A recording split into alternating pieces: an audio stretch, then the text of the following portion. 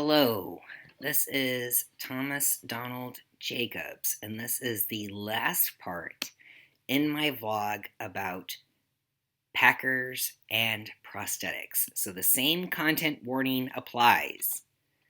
I'm going to be talking to you about artificial penises.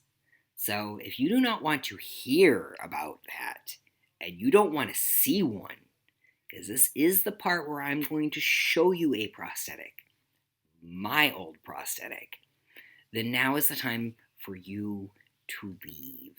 But please remember that I am doing this for educational purposes only.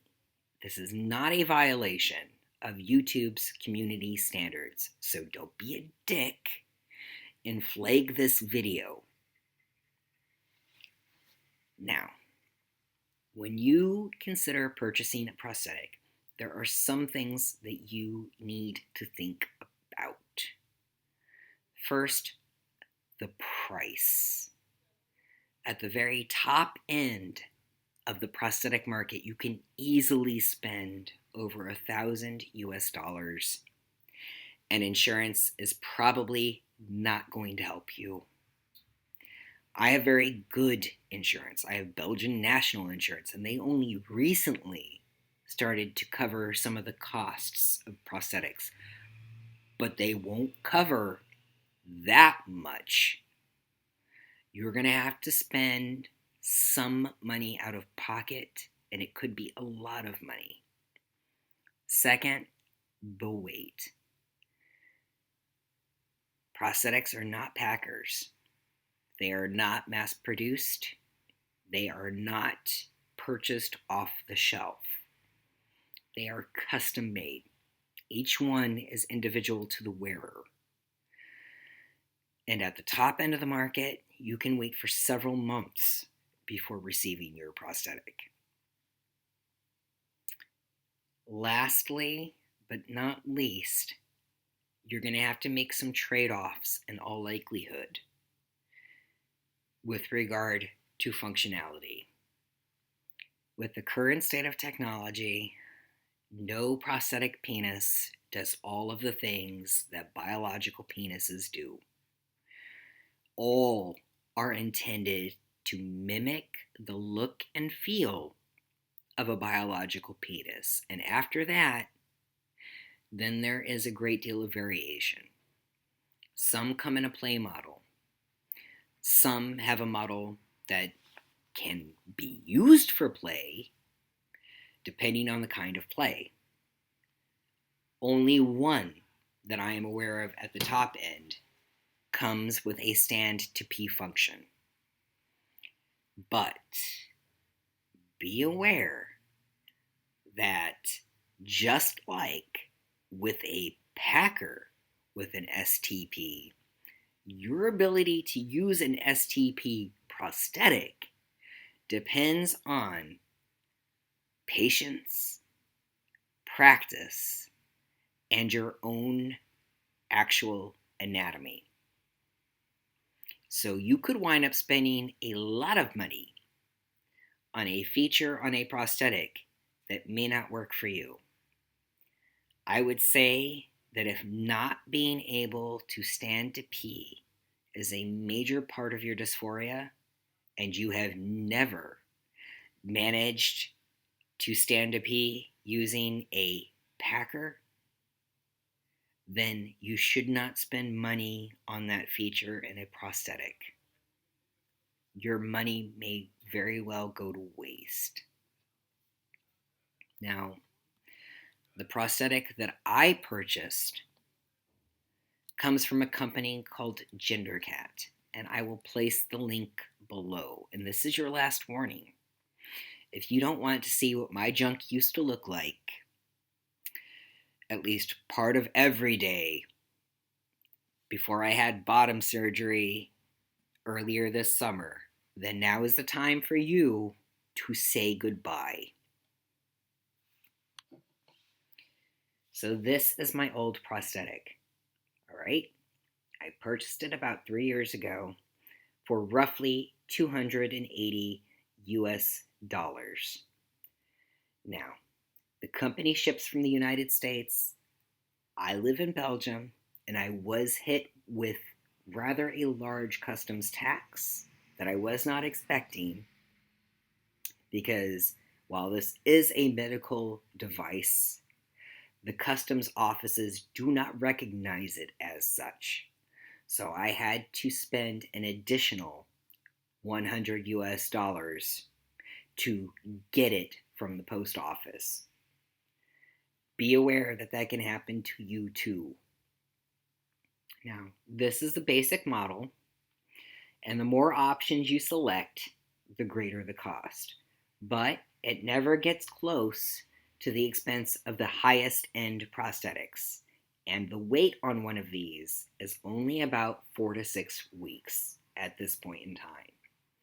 I'm not going to go into all of the feature combinations. There are too many. You need to go to the website yourself and see what different models with what different combinations of options they are offering. But I will say that they do come in all of the skin tones. They have over 200 in stock. They'll help you find the right one. If they don't have the right one, they will make the right one. They have them in all different lengths. They have them in different girths, so slimmer and thicker. They have them circumcised, as this one is, and uncircumcised. They have squishy testicles, like this one has. And they have something called maze balls, which are floating testes, so that if you squeeze the scrotum, it feels like biological nuts. And they have different levels of density from this, the squishy, all the way on up to a penetrative play model. Now, while this is the squishy, I have used it for play, and I found it more so than any packer I purchased very good and self-affirming to look down and see this in my hand or someone else's hand, as the case may be. I'm trying to keep this PG-13, but it was good in that situation. Again, better by far than any packer I ever purchased. So the Gender Cat, they have all of the options that you will find at the very top end of the market except for 3 things. And those 3 things that they don't offer are hair around the base, a stand-to-pee model, and hand-painted detail. Now, that last feature at the very top end of the market, you will wind up with a prosthetic that is extraordinarily realistic looking. But it will eventually wear off because it's just painted onto the surface. Whereas all of the detailing, including all of the texture, the skin on the scrotum, which is better by far than what it appears on my shitty camera, the changes in texture around the head, the veining, the coloration, everything on this is molded directly into the prosthetic. It never fades. So if you maintain the surface, which feels just like real skin, it will always be there. They also sell special cleaning products that are not expensive, and a very little goes a long way. I think the bottle of soap that I purchased lasted me the entire time that I wore this. So 2 years, 1 little bottle of soap. Now, they also have several features that the top end of the market doesn't have, such as the amaze balls that I already mentioned. Okay? They also have something called a Fascination Sleeve, and that is an opening in the back that fits right over your own junk. So if you've had some growth from hormone replacement therapy or a metoidioplasty, Now, if you have had a metoidioplasty and scrotoplasty, they still have you covered because you can purchase just the shaft without the testicles. So it doesn't look like you have two sets of nuts. Now, this model does not have the fascination sleeve, so I can't speak directly to that. I can say that when it is attached, it very much, you feel it if you're messing with it. And I have heard from transmasc people who did get that option that if the fascination sleeve is engaged and you give it a tug or someone else gives it a tug, good things happen. And then lastly, the means of attachment. This is something else no one offers. You do not need a harness except maybe with one of the larger play models. And you do not need a packing pouch or an evil pot of medical cement that you have to spread on yourself downstairs after you've shaved all the way down to your skin. So long as you keep yourself clean and trimmed, then this is actually self-adhering. In my experience, 6 to 8 hours a day, depending on how sweaty a person you are. And if you're sweaty, it's not an issue. Drop your drawers, dry yourself off, and you pop your prosthetic back on. Far better than medical glue that you then have to pick off your crotch. Now, that backing sheet doesn't last forever. In my experience, 3 months tops, and it needed to be replaced because no matter how well you clean it, it does start to pick up lint. It does start to become less sticky, but they will sell you more sheets and they will show you how to attach them, and it is not difficult. Now, one of the best things about this company, it is trans-owned and trans-operated. You purchase from them, you are keeping money in our own community, and they are invested in it because they are part of this community. So, that means, and I can say this in all honesty, best customer service of any business I have ever dealt with in the course of my 40-some-odd years. For one thing, they will let you purchase your prosthetic in installments.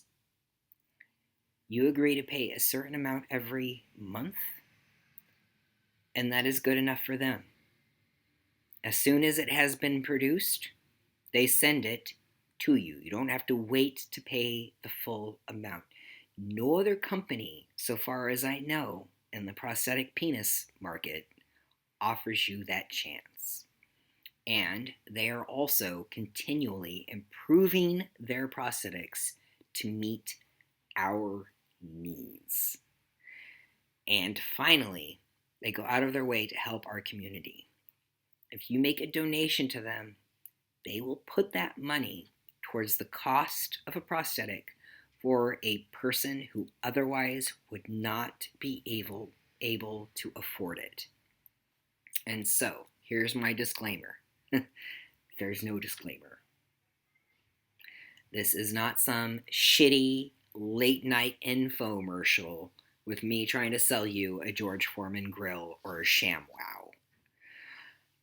I'm not being paid to say any of that, and they don't know I'm saying any of that. This is just in my opinion and my experience. Remember, I have a big box of fake dicks under my bed at this point. In my opinion, my experience, the best most affordable prosthetic on the market from the best company in that market. So take that for what you think it's worth. So that was it. And I will hopefully talk to you soon. Make good choices. Take care of each other. And yes, right now, with everything that's going on, that means wearing a mask. Bye.